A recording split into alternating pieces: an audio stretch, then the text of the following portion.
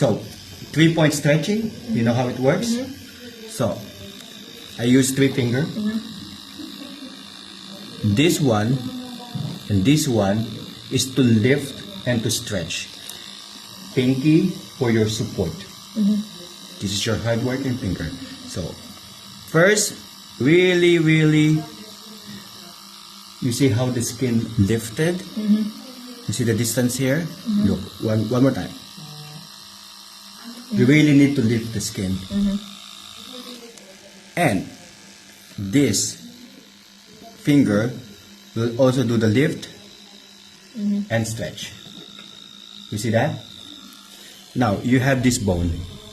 That is where your pinky should be placed, like that. Because if you don't lift, look. If you just stretch and don't lift, your pinky will be on the eye, and that's painful for the client. So you really, and you see, so you really need to stretch, lift, stretch really tight, and this pinky, aside from supporting, it's also stretching the skin. Ready? So,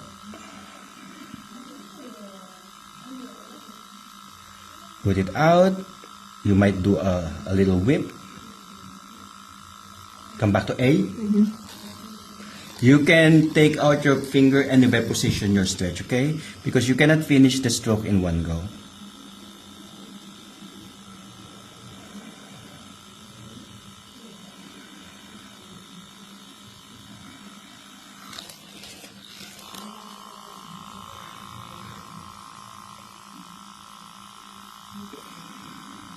So I'm doing the etching movement. If you see, my back and forth is really short. Sometimes I go back also because I want my first pass to be worthy, valuable, and meaningful.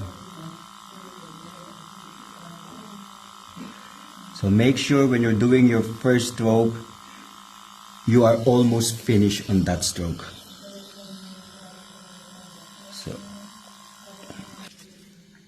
So always check the first stroke.